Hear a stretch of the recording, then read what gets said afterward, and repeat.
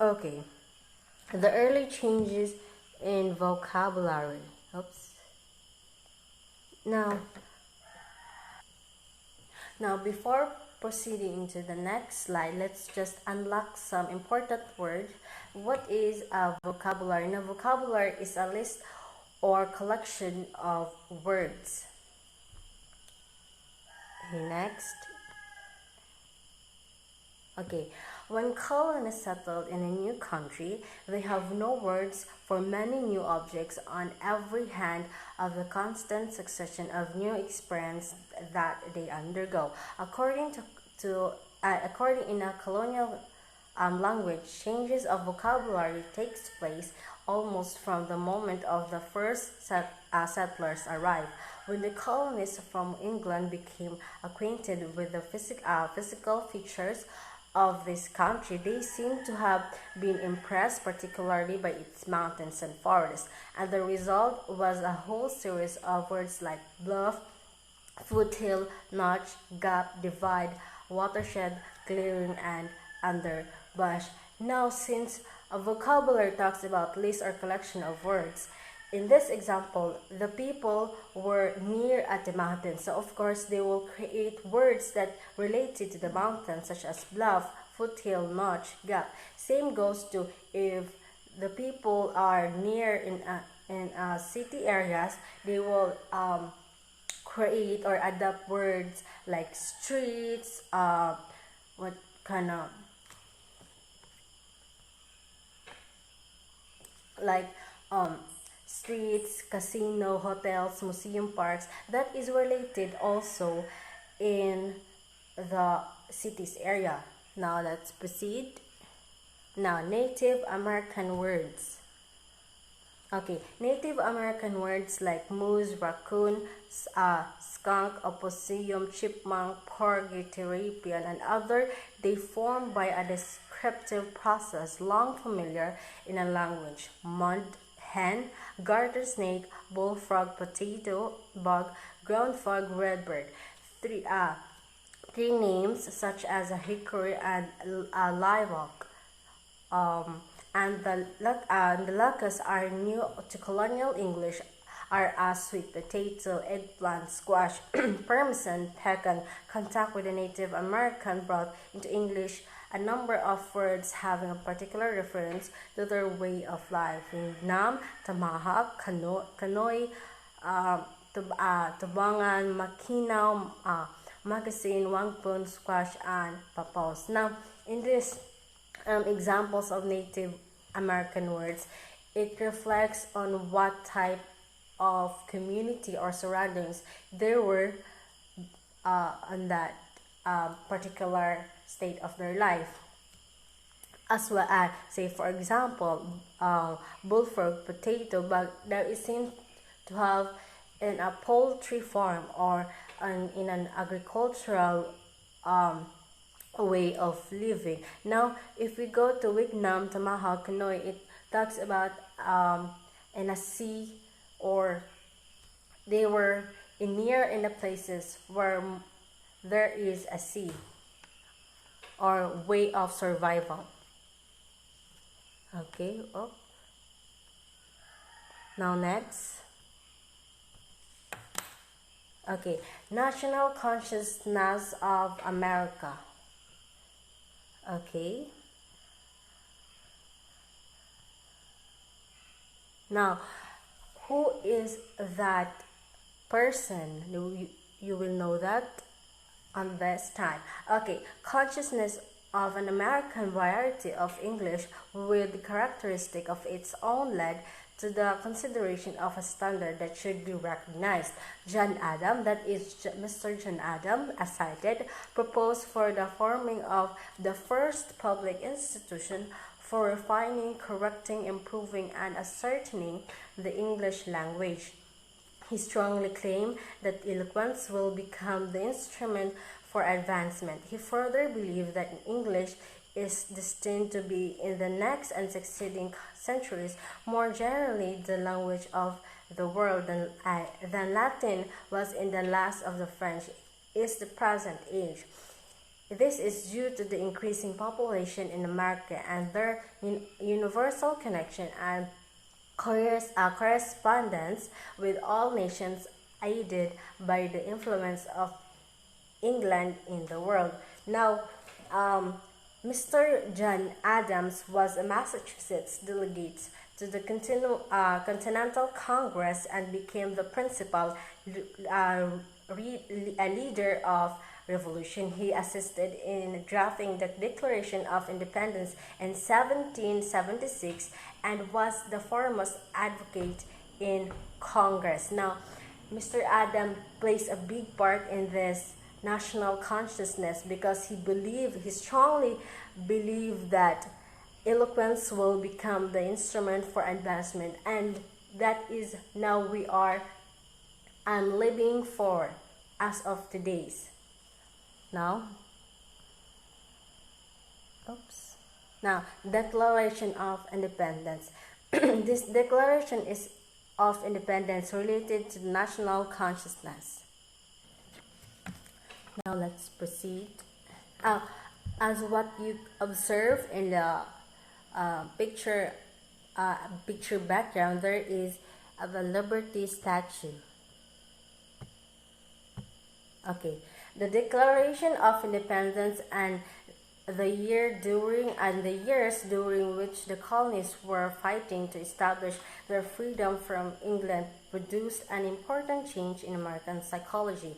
Accustomed to generations to dependence upon the mother country, the people who settled in America imported most of their books and many of their ideas from Europe. Now, Declaration of Independence is one of the most important documents in history of United States. As well as you know, it was an official act between the all American colonies that we are talking about the earlier presentation in this PowerPoint presentation.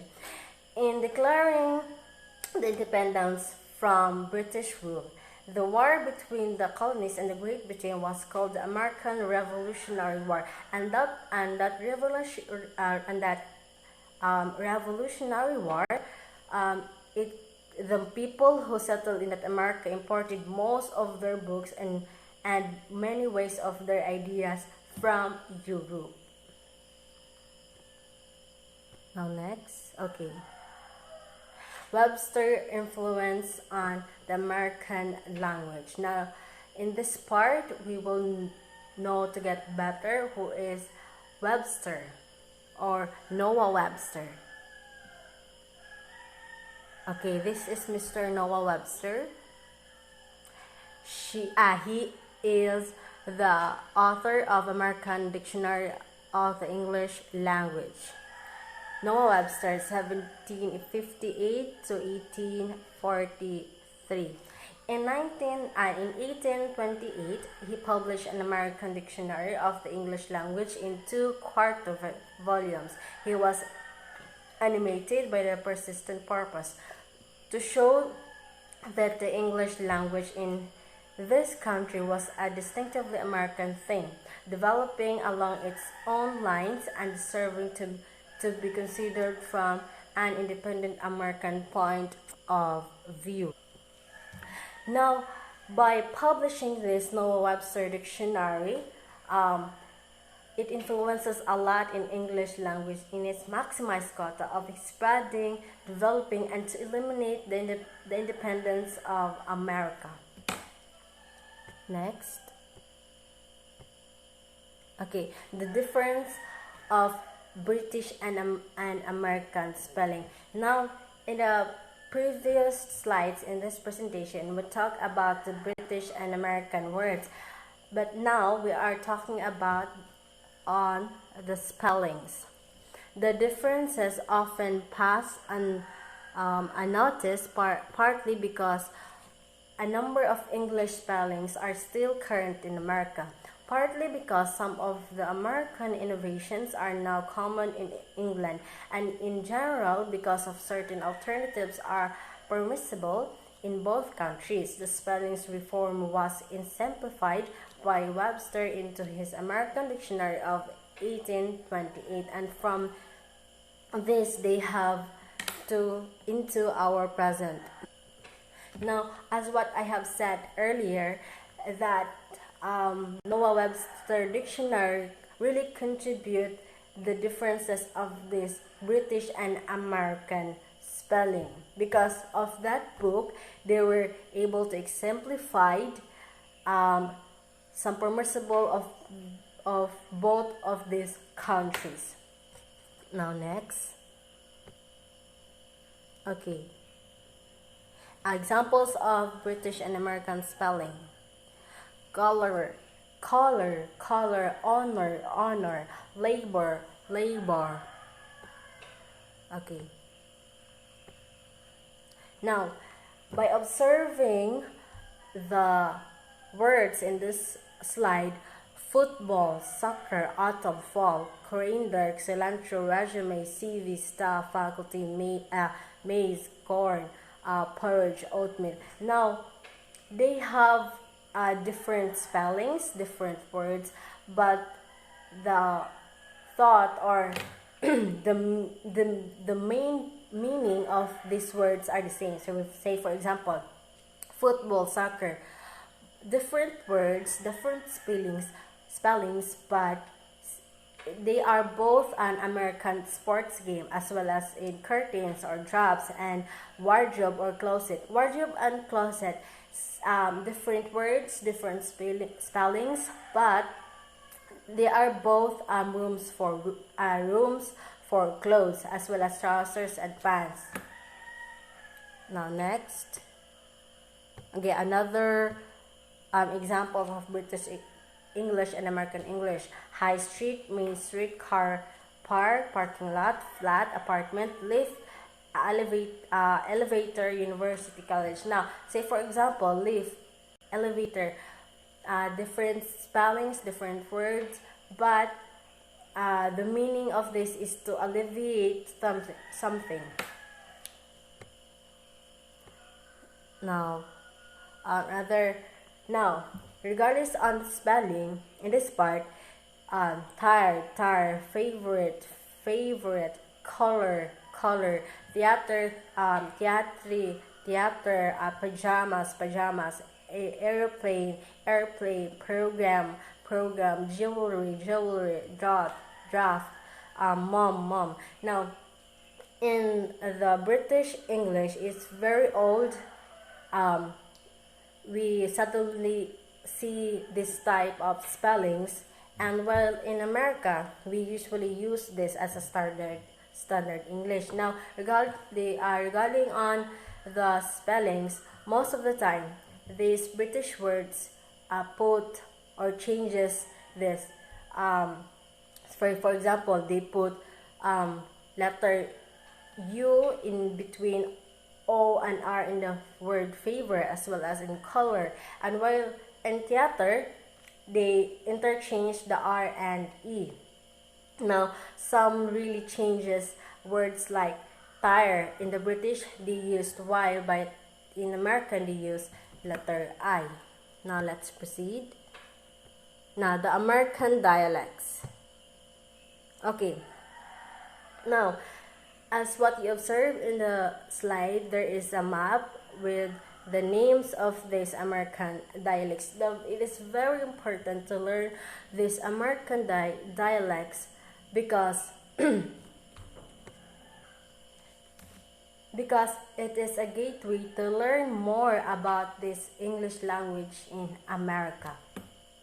Now let's proceed to the next slide. The 6 regional dialects. Now, these are the 6 regional dialects. We have number 1, Eastern New England. Number 2, New York. Number 3, Upper North. Number 4, Lower North. 5, Upper North. And 6, Lower North. Lower South. Okay. So we have this Eastern New England. This includes the whole parts of states that lie to the east of the Connecticut River in Massachusetts, and Connecticut, and east of the Green Mountain in for a month. Although not all features of the dialect are uniform in their distribution, we may recognize as characteristic the retention of a rounded vowel in words like hot and top, which the rest of the country has unrounded to a shortened form of the in a father, or the use of broad in a in a fast path, grass, etc., and the loss of the r in car, ka. They usually as say it ka and ha, and the like, except before vowels. Now, in in the earlier slides of this presentation, we talk about the Massachusetts, the hemisphere, or the 13 colonies. Now, it's very self-explanatory that this Eastern New England different in their way of speaking because of the examples. Now, second is we have New York. The occurrence of R has increased significantly since World War II, and it's frequently among various groups of speakers have become a reliable indicator of social class. Quote and cut are phenomenically constructed because of O in the words like coat and top before voiceless stops is almost always unrounded. The pronunciation of curl like coil, third as third, and is the characteristic of more distinctive of New York. In the popular mind, although it should be added that among cultivated New Yorkers, curl and call are phenomenally distinct. Distinct in a way because most of these New Yorker speaker, they usually add this R, like example, in normal English way, they will say it, I saw it, but in a New Yorker way, I saw it, like I saw it, as when mirror, like that, somewhere like that. Okay, next. Now, the upper north. Western New England, upstate New York, and the basin of these Great Lakes shares features of pronunciation that derives from the original settlement of the spread of the population westward through the water route of the lakes. Like the speech of the Eastern New England, the Upper North dialect distinguished in the words like morning and horse from the morning and horse. I also like in the dialect of Eastern New England, and in contrast with the prevailing forms of the Pennsylvania settlement area, the Upper North has regularly with S in grease, verb, and greasy, and U in roots. Now, talking about the settlements, this Upper North were the people who surrounded by most of rivers or lakes. Now, expecting that their words are somewhere inspired by their surroundings because they were surrounded by lakes and rivers. Now, let's move to the next. Okay, what is the I like the dialect of the Upper North, that of the Lower North preserves the R in all prepositions that has a in fast and as, grass, or etc. Within the Lower North region, one of the two major subareas is the Middle Atlantic, which includes the eastern third of Pennsylvania below the northern Midland line.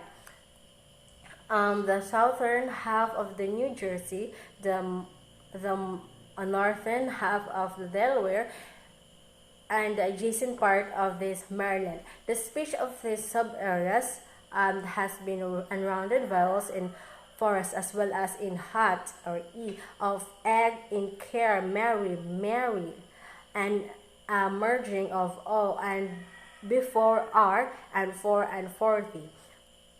The other major sub-area includes the speech of Western Pennsylvania and its derivative of Ohio, Indiana, and Illinois, and such as the merging of the vowels in a cat and a cat. The two words are generally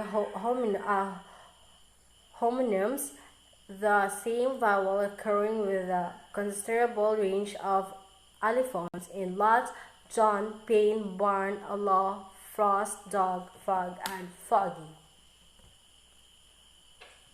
That is the lower north. Now let's proceed to the upper south.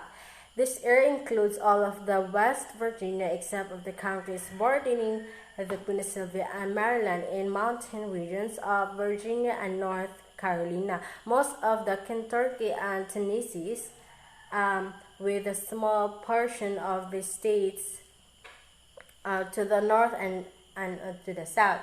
Although none of the dialects features of the upper south are unique in themselves, and all of them occurring in either the lower north of the plantation south, the configuration of the features is particularly to the upper south. Thus, the R is sounded as in the lower north, but al is generally pronounced as al. Or in the southern part of the area, as many as parts of the south. Despite of the mix, the speech of the upper south has so much in common with that of the plantation south, and that is variety of Southern English comprising the two larger region in linguistic and cultural reality. Now, I will not talk about how the speech or how these words pronounced, because I have an example later on. We'll just discuss it one by one. Okay, the last is the north and the lower south. In many districts, it agrees with eastern New England in the loss of R finally and before consonants, as in car and hard, but tends to go even further and omitted the R before a word beginning with the vowels, as in a far away, but it does not have the rounded vowel in the words like the top and hot, or the broad in grass and dance. In the latter word, it shows a preference for a or R. A distinctive features of Southern dialect is the treatment of the diphthongs in out instead of the usual O. The Southern speaker begins this diphthong with A before a voiced consonants, and finally, while in the Virginia and South Carolina, this diphthong takes from the form of ow or o before voiceless consonants. This is not only a matter of slower enunciation, but involves adaptongization or double adaptongization of stressed vowels rather. In its most pronounced form, this results in yes becoming jess or jesses, class becoming class or classes. Finally, consonant groups are likely to suffer from the weakened articulation from last, keeps, feel, or the last kept, find, especially in now another use. Now, I know that it is very hard to discuss what are these diphthongizations, what are these enunciation, the diction, the accent of these 6 American dialects.